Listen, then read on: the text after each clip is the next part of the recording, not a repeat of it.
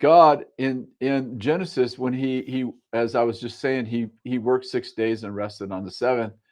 And then later on, when God gave Moses the Ten Commandments and the Levitical laws, he made one of the commandments that you shall keep the Sabbath. And so rest is actually built in to humanity's like DNA. It's built into God's DNA. I have a hard time thinking about like God works 6 days and then he's like, I'm exhausted. I need to rest. And so I don't know if rest is so much the absence of action as it is the presence of peace. And yes, rest is really important. I will say this, like I think it's, I've said this many times, but I've had two nervous breakdowns. And I think that what I'm learning through, being 15 years healthy now is that there needs to be a day where you unplug. Bill used to call it, you know, he'd call it unstringing the bow, thinking of a bow and arrow, especially the old traditional bow and arrows that didn't have, all of the all of the cams and all of that kind of thing. You would, when you stored your bow, you would unstring the bow so that the pre-curve that's in the bow wouldn't go away. And I think that we're like that too. When we are high strung all the time, when we don't get a break, we lose our tension. We lose the strength of our forward motion. And so I think it's really important to plan into your schedule, a day. And what does it look like? I think it looks like a time uh, a time to reflect. I'll say this: when we started our first business, which was our Union 76 station, we bought that station. It was open 7 days a week. Almost every service station is. And after I bought the service station, the Lord said, "You'll give me one day." I'm like, "Great. I plan on giving you 7 days." No, he said, "No, I want you to close on Sunday." And we lived in a tourist area, so closing on Sunday made no business sense.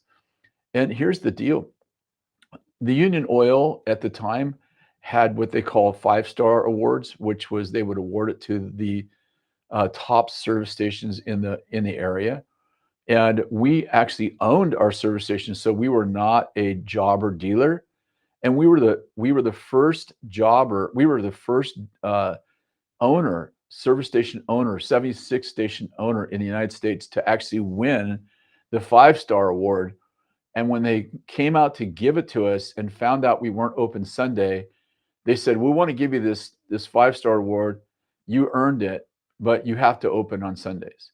And so I won that award four times, and four times they withdrew. In the 9 years we're there, four times they withdrew the award because we refused to open on Sundays. And I wrote a letter to the president of Union Oil and attached the five-star award that got denied. And I said, whatever things are gained to me, I count those as loss for the surpassing value of knowing Christ. And he wrote back and said, I have no idea what you're talking about. So I think that it's really important that we take time to rest. And I think our bodies, our souls, and our spirits are all designed for us to unstring the bow. Is the idea of Sabbath just an Old Testament commandment is one of the questions, and I think that I've covered that pretty well. Um, how can we understand the concept of Sabbath in today's world? Well, I think this idea of a Sabbath is really important in today's world. In today's world, where it's hard to get away from the hustle and bustle of life, and also the shiny things, the social media, all the things that are to worry about. And I want to say, like, I think that, as I said, I don't think that Sabbath is just about the absence of action or the absence of work. I think it's about the presence of peace and the presence of focus, like focusing, taking a day to say this whole day is dedicated to focusing on the presence of the Lord. Now, I think every day should be like that, but I think something powerful happens when we take every week, when we take a day and we're like, okay, Lord, this day I'm not going to work this day. I'm not I have no other agenda besides whatever you have planned for this day. And I think that's beautiful for our family to have days when we, as a family, we unstring the bow and we say, let's be together. Uh, for us, that was Sunday for our whole life because, again, we own a service station. We owned all of our businesses. We had 9 businesses. We closed all of our businesses on Sunday. And we felt like this day is just a family day. It's a day dedicated to the Lord. It's a day that we don't make money. We just take time to focus on the Lord. How can I find true rest in God when my mind is always racing? Well, I think that's the point. Yeah, I think that our mind races partly because we have no rhythm, and we're worried about tomorrow. Jesus said, he said, "Don't worry about tomorrow, for each day has enough trouble of its own."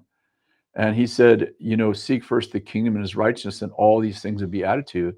And he's talking about all the things that the world goes after. God's like, you just focus on me, and I know you don't have to worry about what you're going to wear, what you're going to eat, or the place you're going to live, because God has those things all worked out for you. And so I think that we have to just come to a place like, we really uh, do we really trust God for our daily lives? And I think a Sabbath rest, Hebrews chapter 5, I think it is, says that Joshua took the people into the promised land, and he gave them a Sabbath rest, meaning that they couldn't work on Saturdays. As a matter of fact, they made up all these laws. They couldn't walk a certain distance. They can only walk a certain distance. They could only do a certain thing. As a matter of fact, in the talking about supernatural, in the wilderness, they ate manna in the wilderness. But it's funny because if they collected manna Monday through Thursday, if they collected more than they needed, it rotted. But on Fridays, the manna that they collected on Fridays would stay 2 days, and no manna would show up on Saturday. So they actually had manna 6 days a week. Manna would fall from heaven, and one day a week it wouldn't fall. And the day of the week that it wouldn't fall, the day before, they would have a double portion, so they could actually not even have to gather manna. So talk about how important it is for uh, how important is it that we rest? I mean, it was God rested. It was written in the law. It was validated through the manna, and then Hebrews 5 says that Joshua, when he brought them into the promised land, he made them rest on the Sabbath day, and that would have been Saturday in the Old Testament. It says, but because they did no work, but they still worried, like they rested from work, but they still worried. Hebrews says that there remains a rest that we have in Jesus, because a Sabbath rest isn't just about no work, it's about no worries. And so if you take a day and you set it aside just for your family, just for you and your family, and focusing on the Lord, and you still worry, you've missed the point of the Sabbath, because Sabbath is not just about stopping action, it's about starting peace in our lives. And I just want to exhort you. How is rest an act of faith? Because I have to trust God. Like, some of us are like, I have to work 7 days a week to make a living. Well, how'd you like to have 6 days blessed and because you trusted God, instead of 7 days where you trusted yourself? And I really want to challenge you. What does rest look like for you personally, and how do you prioritize it in your life? Well, I'll tell you that Sunday for us is not a day of rest here, because we end up with 5 services on a weekend. We have to prepare for people. We have to prepare for if we're preaching. So Saturday for me is my day of rest, and I do everything from, when we've had long and tough weeks, which have happened a lot around here. I get up on Saturday. I maybe get up at 6. That's kind of my custom, and go to the restroom, brush my teeth, and I'll often go back to bed and just sleep until my body wants to wake. So So let's talk about physically. So physically, I'm saying to my body, take as much time as you need to to revitalize and regroup. And my mind, I'm working to working. That's kind of funny. I'm spending my time not thinking about the challenges that will face us on Monday and Tuesday and Wednesday. I'm working to I'm working to rest. Gosh, I need a new word. I am making an effort to focus on rest, peace, gratitude, connecting with my family, making sure that we're together, that we're loving on one another. That's my Saturday. And so I may get up at 6 and go back to bed, not get up till 10. And I'm just like, my body, my mind, my soul needs rest. And I'll tell you that my nervous breakdown, both my nervous breakdowns happen. Um, the they happened when I was getting 1 or 2 hours of sleep at night. And so I understand that just from the standpoint of sleep, how important is sleep? How important is it for my body, my soul, and my mind just to be able to lay my head on the pillow and go to sleep? In fact, the psalmist wrote, the sleep of the righteous is peace. And so I pray that over you. How can you create a restful environment at home or in your workspace? Well, I think you can create a restful environment anywhere. I think the peace within you becomes the peace around you. But if you live in turmoil inside and you're worried about everything and you've got a bad diagnosis, or it's like there are so many things in life to worry about. And then we have as I've been speaking the last few weeks, we have the spirit of Herod, and or Jesus said the leaven. We have the leaven of Herod, and we have the leaven of the Pharisees. We have religious things to be worried about. We have political things to be worried about. And people are like, who's gonna, the world is gonna go to hell if the person that I want in office doesn't get elected. And we have all this turmoil over like what's gonna happen, and the political spirit with people calling each other names. It's like children on a playground. The political world, and this not just in America, all over the world, the political world has been, it is fueled by accusation. Politicians no longer, have a platform on where they're going, what their vision and what their core values are. They have to attack one another's character, call each other names, and it's just and people. I watch Christians get involved in that, and they start, copy and pasting and sharing all of these like crazy memes about demeaning the party that I'm not a part of. And it's just a free for all, a political free for all, as if there's some kind of holy grail in, destroying the character of another person. And I just want to, and in the name of, well, Jesus, called the Pharisees whitewashed tombs full of dead man's bones. And I'm like, yeah, well, Jesus also never sinned. Jesus was also the savior of the world. Jesus was the only perfect person. Jesus is the ultimate judge of the world. I'm not sure any of us fit into that category. I think most of us fit into, hey, I need mercy, therefore I probably ought to give mercy. And so, the world is full of turmoil. The world is full of the leaven. You know what leaven is? It's a little bit of it's a little bit of yeast that makes the dough rise. And I can tell you, a little bit of worry can make your whole day rise in fear, rise in anxiety. Watching the news, it's not news anymore. It's entertainment. I mean, we're not reporting the news often. We are creating the news. And so I just want to challenge you. It's going to be very difficult to have a Sabbath rest when you enter into the political and religious spirit. People calling each other names, people demeaning each other. This is not the Lord. Like, vote for, by the way, I want to say all Christians should vote. It is your kingdom duty to vote. Those of us that live in a free country, you should take full advantage of the process of voting. Women, you couldn't even vote till 1920 in America, and you fought for your vote. So make sure that you go to the polls and that you actually make your voice heard. But entering into uh, the spirit of accusation and the spirit of I don't know, manipulation. In my opinion, accusation and manipulation are rooted in witchcraft, and it's no wonder we have peace. I'm on social media. Obviously, I have six or 700,000 people on my own pages. And I just don't even people are like, "Hey, are you gonna vote for this person? You gonna vote for that person?" I don't even put who I'm gonna vote for because then people just get on there like, "Do you know he's a retrobate? Do you know she's a?"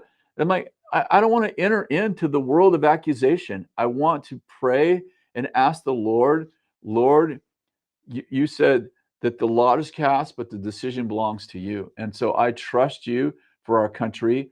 I have no king before you. You're the king of every king. And I want to live in a world of peace. I don't want to chase the crowd in their demonic accusation. And by the way, a lot of my friends that I love deeply, they've got deeply into the world of accusation. And I'm like, you know, give your opinion about, for me, I'm voting for moral issues. I'm deeply concerned about where our country's going morally. I do care about our financial condition. I do care about the environment. I do care about immigration. These are things that I hold deeply. But my number one concern is where we're going as a country morally. And I believe that the LGBTQ movement, activist movement, is taking us down an immoral, virtuous cesspool of actually of just becoming a country with no values. And so those are the things that are the closest to my heart. Those are the things that will be influencing my vote. Those are the candidates that I will be voting for, that want to curve in my mind um, the whole world of sexual perversion. And you'll have yours that you feel God's put on your heart. I respect those. And by the way, we're not voting for Jesus. Jesus isn't running. Jesus is already king of every king. And so there's no perfect person. In life, part of the challenge we have in life is we have this idea that most of the choices we make are between bad and good. And I think that there's lots of those choices. Am I going to serve the Lord? Am I going to serve the enemy? Those choices should be simple. But the challenge we have, especially as mothers and fathers, as leaders of our family, as leaders of our own life, most of the questions that come to us in life are not bad or good.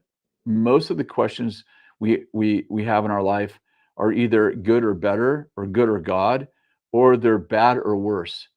And part of the challenge we have in this place of trying to find peace is that the choices that come to my desk, for example, by the time they get to me, they've already gone through 3 or 4 other great leaders, and by the time they get to my desk, I very seldom get to make a decision about between bad and good. Most of the decisions I make are between bad and worse. And then people forget about the other decision, the only 2 decisions you had in front of you, and media picks it up and they're like, "Kris said this." And I'm like, "Well, here was the other choice." It's like somebody gets in a car accident and their legs get gangrene, and the doctor's like, "Well, we have to amputate your legs." It's like, "Well, what's the other choice?" Well, the other choice is you could die. So, I think it's important for us to find a place of peace where we're allowing the Lord to guide. Lord, I don't know what to do in this situation. And obedience and faithfulness to God brings peace. And I think this is really important as we finish up this talk. I want to just really challenge you.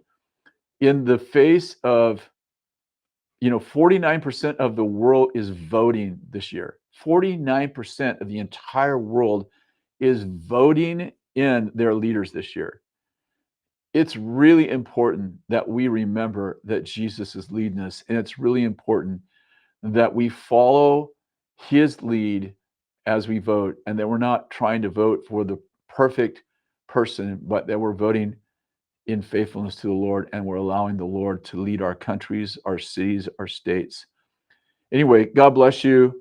A little bit of ramble today. I hope it helps. Have a wonderful week.